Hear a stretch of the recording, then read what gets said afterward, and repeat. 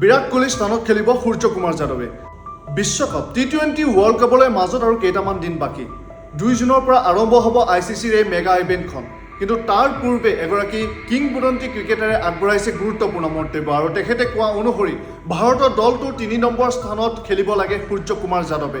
সূৰ্য কুমাৰ যাদৱ এগৰাকী টি20ৰ অন্যতম শ্ৰেষ্ঠ খেলুৱৈ আৰু তেখেতে যদি 3 নম্বৰ স্থানত বেট ধৰে আৰু 10-15 অভাৰ খেলিবলৈ পায় তেতিয়াহ'লে খেলৰ ফলাফল কি হ'ব সেয়া সকলোৱে জানে।